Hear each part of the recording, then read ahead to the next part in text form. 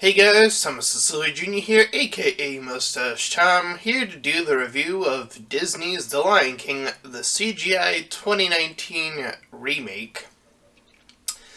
And oh boy, uh, yep, it's about that time, because all the other reviewers are going in on this, wondering why Disney would dare remake this to make the money, even though you just answered your own questions just by asking. So yeah, some reviewers have been pretty stupid, asking the stupid questions and saying stupid things, and whether that was Chris Stuckman or Jeremy Irons or whatever. It was one of those two or both of them. You did a stupid, and I'm always gonna call out other reviewers if they're gonna say stupid shit, because that's my job. But it's also my job to talk about this movie. So yeah, it is by nature a almost one-to-one remake of the classic The Lion King. But it does have, like, I want to say one or two minor changes, one of which doesn't make any sense at all, but we'll get to that.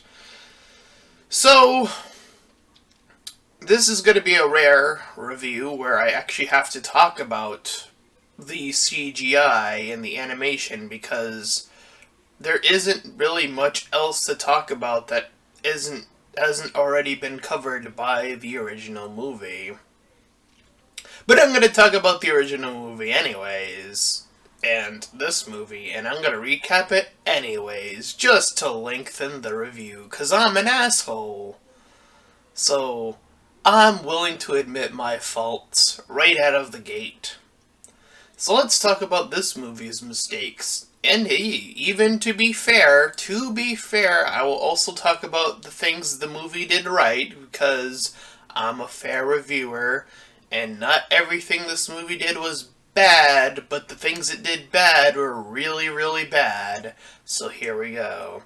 So the movie starts off with one young lion cub named Simba. He's pretty eager to go patrolling with his dad. So the dad, played once again by James Earl Jones, Mufasa takes him up to the edge of the Pride Rock to show him what he's going to be taking care of once his time is up. And Mufasa does a really consistent job of saying that his time will come eventually, and so on and so forth. Simba asks why he can't take part of the dark part of, that area, and he explains how that part doesn't belong, that one individual part does not belong to them.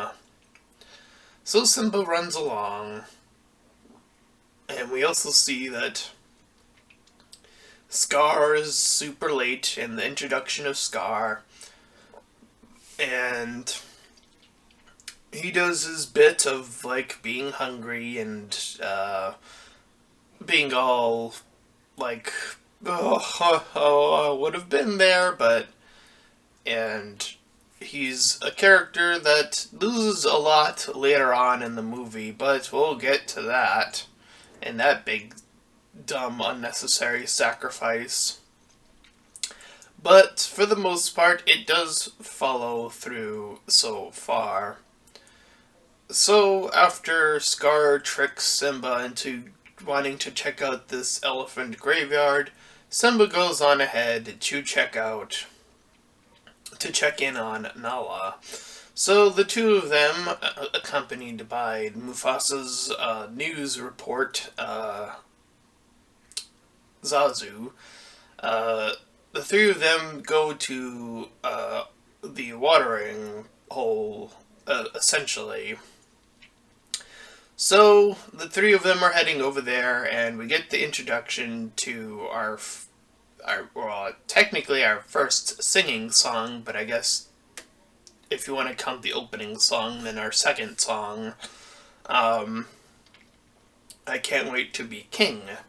So, of course, this had to be changed from the animated version, because there was no way that they were gonna get all the animals to be like all on top of each other, because that's what happens in the original animated movie. And I knew that going in. And as far as performance goes, this song is totally fine-ish. There's some parts that look a little bit off because the CGI, and this is going to be a consistent issue moving forward, by the way. I'm just going to say that now, is that the CGI sacrifices a lot, and I mean all of the emotional facial expressions, which, you know, ends up being a really big deal, especially later on. But for the moment, it's not terribly bad, but it's noticeable at best, or at worst, currently anyway. So they do the song and they lose Zazu in the process, so they're able to go on their own path and end up in the elephant graveyard. And this is where we get our first change, is with the hyenas. All three of them, in fact, have changed pretty drastically.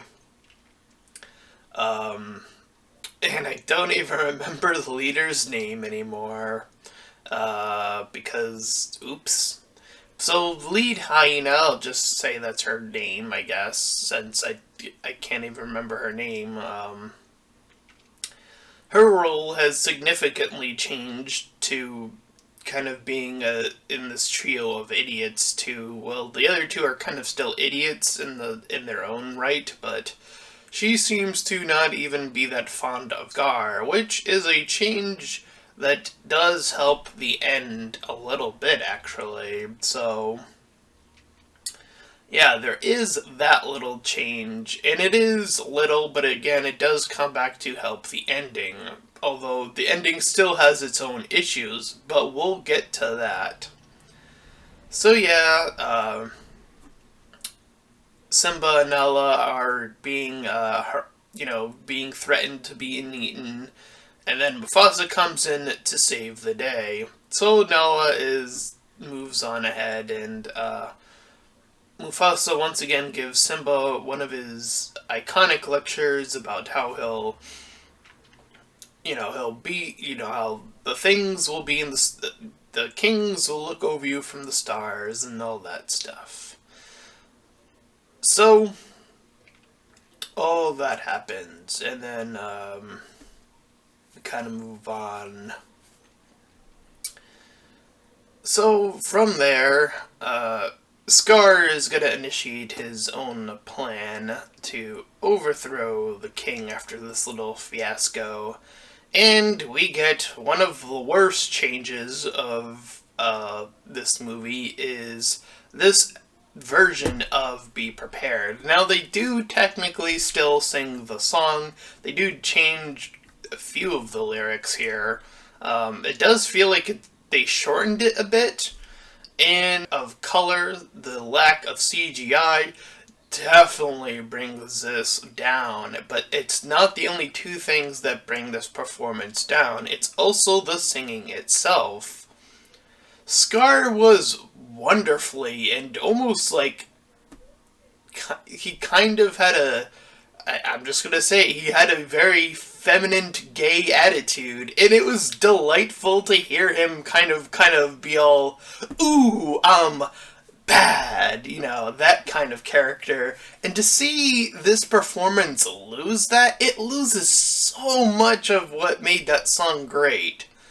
On top of the effects aren't there. You don't have the green smoke. You don't have the you can't have the ground moving. I can understand that, but you can still have, an area where possibly there's fire or something, or there's light in the background, so you can have that effect of the hyenas sort of having the skeletons all moving about and all that stuff. There's so much to that song visually. that is so strong, and the performance is even so strong in the original, that you just lose so much of that in this version of the CGI Lion King.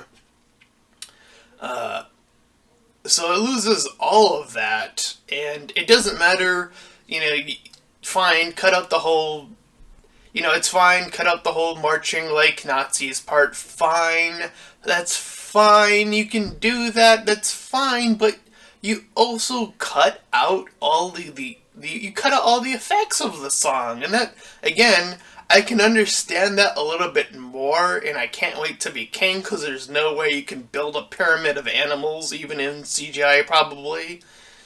But still, you could probably still pull off some of these things. Mix up the colors of the world. That's totally fine. That's what makes The Lion King pop in terms of visual quality. But we get a lackluster performance on top of that, and it just sounds so dull and boring. You don't feel like you want to be prepared for anything after hearing this song. You just feel like, whatever, I'm gonna stay in this little area. I'm not prepared. Fuck you, Scar. So yeah, he sings his little song. So he creates this setup, and he has Simba go into this gorge, and he tells Simba to practice his roar.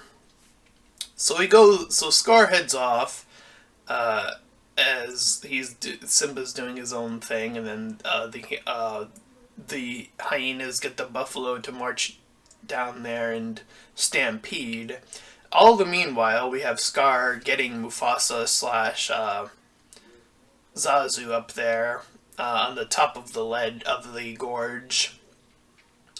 And unlike the original, they actually make another good change here, where Scar, instead of slapping, oh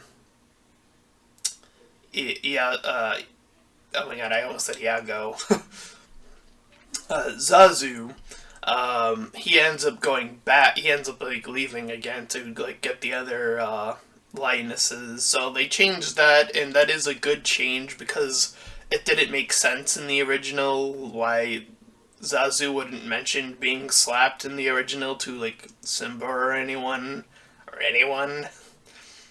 But that's where the good compliments end in terms of this particular scene, because the rest of it's just pretty much a retelling of the first, and it looks not as good as the original in terms of just the emotional value again.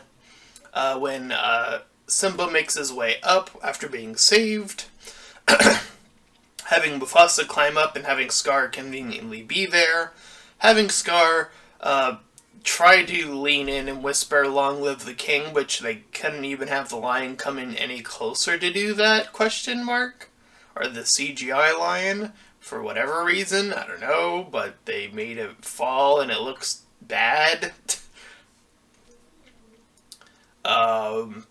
And then Simba going, "No!" And that has already, day 0 has already been memed because of how bad it is.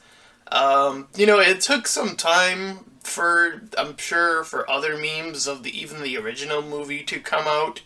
But day 0, oof, you fucked up if you meme day 0 on a scene that's supposed to be more emotional in tone. And they try to have, the death scene of Mufasa still ring true. The voice actor tries his best. You can tell that he's trying his best, but again, the facial expression of the lion isn't able to capture the same thing. He isn't able to cry. You can't really see it that well because the CGI is too realistic.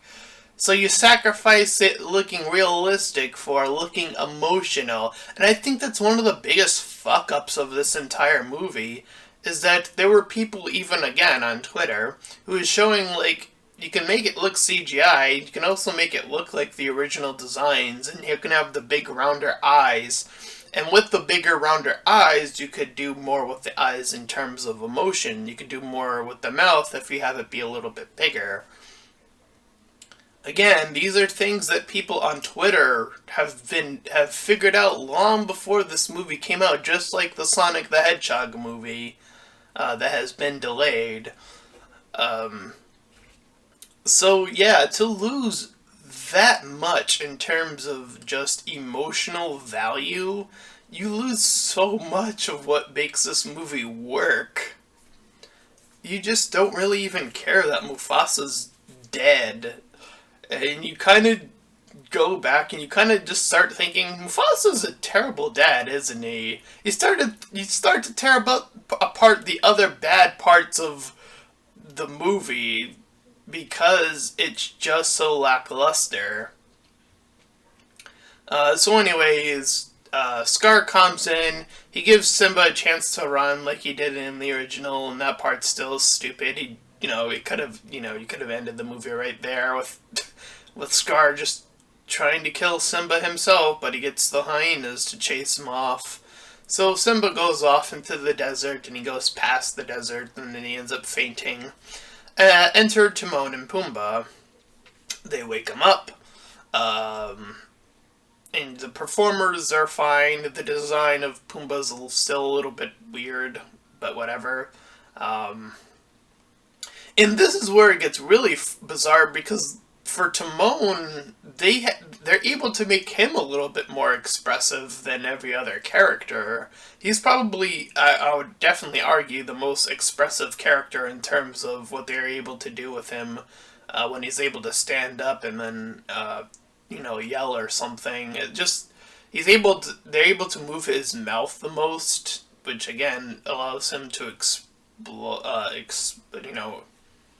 deliver on that at least. But again, the characters that we should be seeing that for are all of the characters, because again, you lose so much of that emotional value there. So anyways, they pick him up and they start to raise him. They go into the Hakuna Matata song.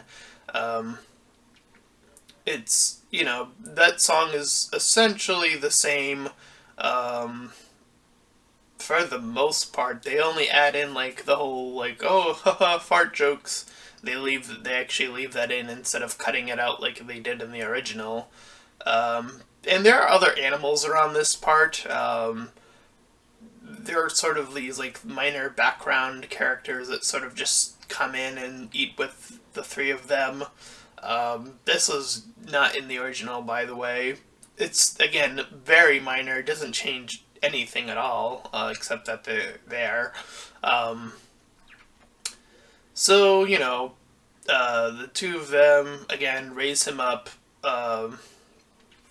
They go through the transition, which, again, doesn't look as good because they can't even get the animals to sway their heads at all. What are you doing? So yeah, they go through the transition of cub to a big old lion, and Simba's now a full-grown adult. So they have him going on about that, and they cut back to Scar, Nala, Nala's mom, question mark, or Simba's mom. I forget which one it is in this, or both? I don't know.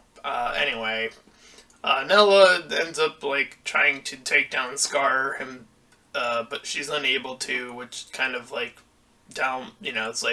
okay, you changed that, and then it was pretty ineffective. So she goes off and it goes on for a bit of she's gonna go on a sneaking mission, and then she goes off, and she makes her way to go find help, as she explains to, I keep wanting to see Iago, Zazu. So she goes off eventually, after, solid snaking her way through Scar. So she sneaks off successfully, and then we cut back to our trio who's, living the simple life, talking about like what stars are made up and all of that stuff, and getting those scenes again. We haven't mentioned I haven't mentioned Rafiki a lot. To be fair, he's not much in the original movie, um, and he's not much in here now in this version, but he does play a very important role in the original, which is actually not even present in this version, which again I think is one of the biggest mistakes in this movie, because it's probably, Disney movies tend to have morals attached to them, and they cut out the moral of the movie, like the big one, I feel. And it comes from Rafiki, and they cut that out completely for reasons I don't even understand why they would. Um, anyways, but I'll talk about that some more when it comes to it. So, indeed, Simba runs into Nala when she comes in chasing Timon and Pumbaa. Um, and Simba, like in the original, recognizes her pretty quickly, and then they sort of, they spend like a few seconds together, and it's like, "Can you feel the love tonight?" And they're the ones singing it in their heads. And again, you lose so much of the visual storytelling from it, and for other things, but I'll talk about it. Um, yes, you have Simba's worry on, the worried expression. You have Nala and her doomy eyes in the original The Lion King. We gonna fuck. That's what's gonna end up. That's what's gonna happen here. Before we make our way back. Uh, and that's nowhere near present here, for obvious reasons, because you can't make the lioness do the emotions, so you obviously can't do that. So they sing their song, and it's, watered down version. uh they themselves sing it fine. The two singers here do a fine job again.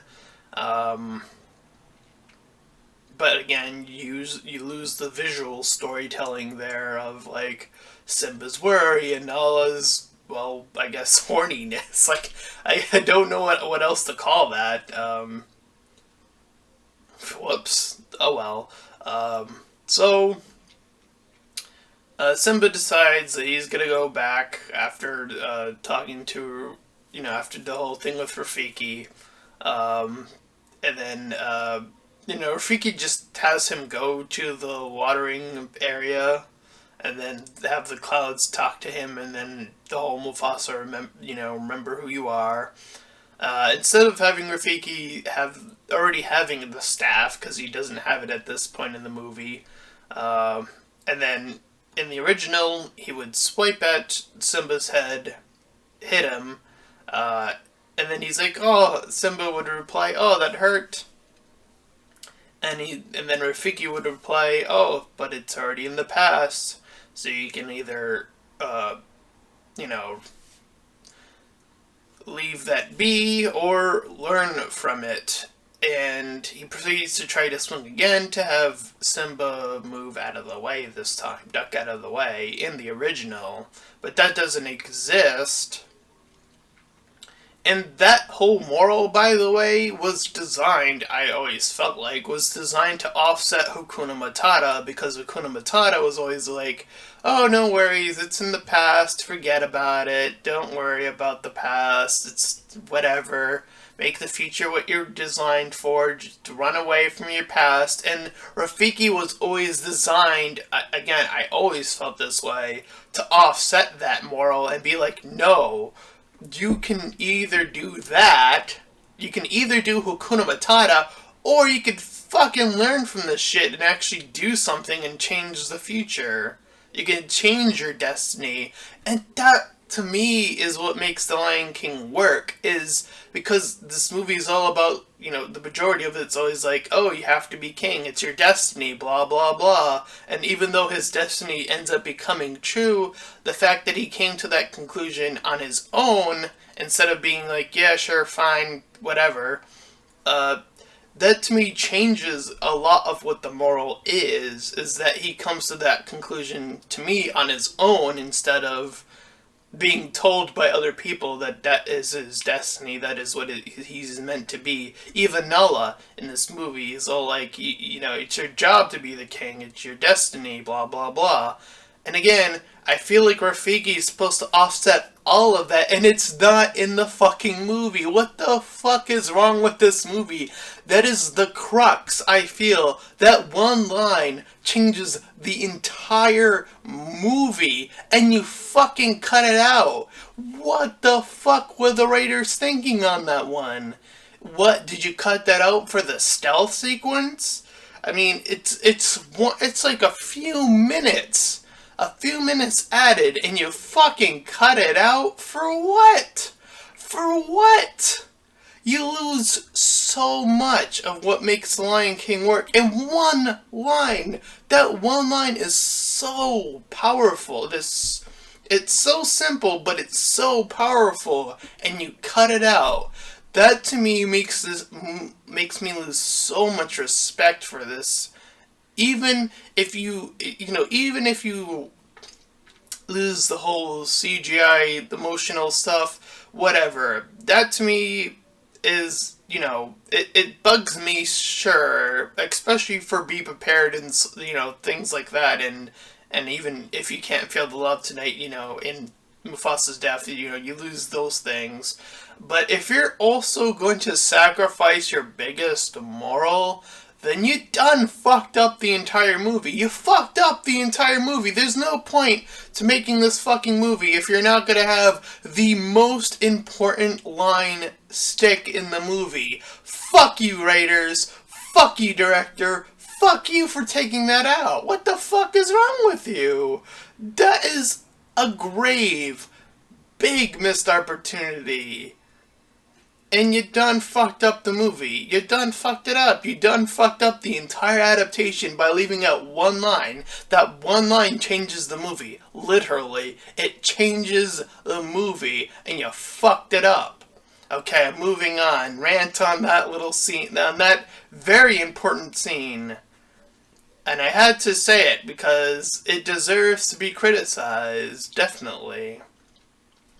So after that fuck up, they return to Pride Rock. Scar's all like trying to trick Simba, and then he gets him on the ledge of Pride Rock. Scar confesses that he killed Mufasa, and that gives Simba strength to pull himself up by the ear. And he gets Scar to confess, and then a big old brawl occurs where Timon and Pumbaa, after being a distraction of doing, instead of the hula thing and dress and drag and do the hula, because they couldn't do that for obvious reasons, because they couldn't, it has to stay realistic, and they end up just making a reference to Beauty and the Beast instead with Be Our Guest, and then they run off. Anyways, they end up back around to the cave somehow. They end up doing a big circuit back to the Pride Rock, I guess, somehow. That part always kind of confused me, but fine, whatever. I guess they just did a circuit, or circle back, whatever. The lionesses are fighting off the hyenas.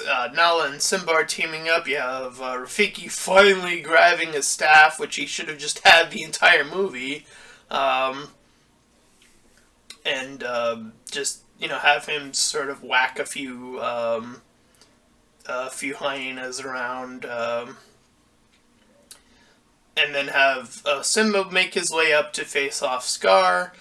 They have their bit, and again, you lose more of the emotional trickery of Scar because You kind of get the eyes of Scar, which, kind of indicate when he's gonna attack Simba in the original, and you even lose that, and you just have him sort of attack after saying the lines that are line for line of the original, so you even lose that much. So they fight off each other, and even the way Simba knocks off Scar isn't even as cool as it was. He kind of just like slides Scar off after doing like some sort of weird side kick instead of doing the full like Scar's on top of you, Scar's pinning you as Nala has been doing throughout the movie, and then kicking him off from underneath. Instead of doing that, it's just sort of like this weird side-looking thing, and it's not even cool. And this is after, by the way, Scar is like trying to weasel his way out, saying that it's all the hyena's fault. They hear that, they come across him when he's has fallen and somehow survived the fall on its own. And then the hyenas see him, and then they pounce. Then Simba proceeds to walk up, do his roar. Everyone else roars, and it does an unknown set of time skip. However long lionesses are pregnant, that's the time skip. That is literally the time skip because when we see them next. There it is, the big old circle of life doing its job as Simba and Nala give birth to the baby of the Lion King 2, which, if they're gonna do that, then oof, they're gonna fuck up something else probably, but we'll save that for whenever that time comes, because oh boy. Anywho, that was Disney's CGI The Lion King 2019, and boy oh boy, was that just not good. You took out one of the moral of the movie. That to me is that is a spit in the face. It's a spit in the face of everyone who watched the original Lion King, and you on top of that, you also sacrifice all the facial expressions, which also help tell the story. You lose the color of it as well, and to me, that is like the least of the three offenses, but still. It helps tell a visual story, and you also lose that on top of losing everything else. Performances being good except for Scar, whose singing voice is even worse in this. It's just worse. You just lose so much of what makes this movie fantastical. You lose the emotion, you lose a lot of what helps the story move along. It's strong writing alone, and even buckling down on, the minor changes in the writing. That alone can't save The Lion King. Again, it's very much still as much as a visual story, because so much of it also heavily relies on that as well. And even if you do make the minor changes of the writing, you still do one of the biggest disservices of the writing too. You also take out the most important line in The Lion King that changes the entire movie. It literally changes the entire movie, and you cannot do that. You can't change the most important part of The Lion King. You can't change the most important line. You cannot take that out. It changes the movie. It literally changes the movie. It's such a disservice. Not only does it makes it a bad adaptation, it changes the movie. For everyone who's been saying it's a one-from-one reshot, you taking out that line literally changes everything in this movie. It changes so much of what made the original movie work. Again, it was all about Simba coming to that decision on his own, even if it was his destiny. That part never mattered. It was never about it's your destiny. It was Simba saying, no, I'm gonna take this advice. I'm gonna learn from the past and change my future and be, yeah, sure, be the king, but I'm gonna make that choice. Me, I'm going to do that. Not everyone's going to make that decision for me. That is not the moral of the movie, and it becomes the moral of this movie because that line's taken out. You see, you change the entire context of The Lion King for one line. What the fuck were you thinking? What the fuck were you thinking on that one? I don't care if you're there taking it in for the money. Fine, whatever. I don't even care about that. That doesn't even piss me off. Fine, do it for the money. I get it. Everyone's got to make a living. Blah, blah, blah. I get it. I'm a YouTuber who doesn't make money. I get it. Fine. Remake The Lion King. That's totally fine. Make it CGI. That, to me, is totally fine if the CGI, can capture the emotion, which you didn't even do.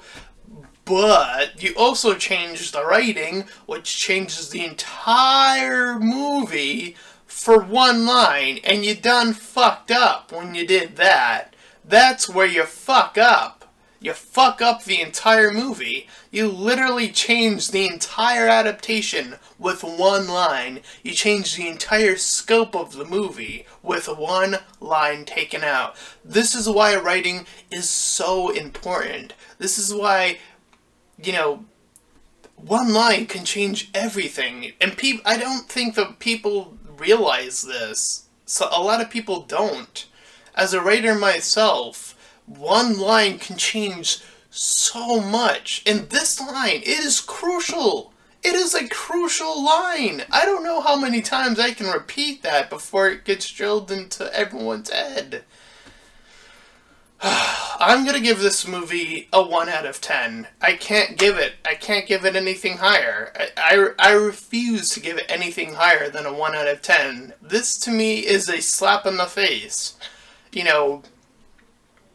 And you get that lowest score because of everything, from the significance of a line to the lack of just able to show emotion. And yeah, I would even bump it up to a 2 out of 10 for the performers trying their best, with the exception of Scar, because that character was ruined from inception. With the exception of Scar, everyone else tried to do their best in the voice acting, so in their song. So yeah, I'll bump it up to a 2 or a 3 out of 10 for their performances. But that alone cannot save this movie from above a 3 out of 10. I would not dare give this movie above a 3 out of 10. And if you did, then you don't know what the fuck you were doing when you were reviewing this movie. So yeah, I called out all of the YouTubers who also gave this movie above even that. So that's my review of The Lion King. I'm sure it's gonna make its buttload of money. Fine, whatever. But just know that you did kill it. You did kill The Lion King. You killed Mufasa for real this time. And I'm sure there'll be an adaptation somewhere near the future that changes it and reanimates it or whatever. And we'll all be there. Maybe some of us won't be. But who knows. And again, I even said there might even be a live-action sequel. Which again, we'll get to that issue when we get to it. But for now, we shall wait and see. So that was my review / rant of the Disney's CGI The Lion King. And if you enjoyed this review, then please feel free to like, comment, and subscribe. Also make sure to check out those links in the description. One will head you over to my Discord server, the other to my Patreon page. Any donations are greatly appreciated. Until next time, everyone, bye-bye!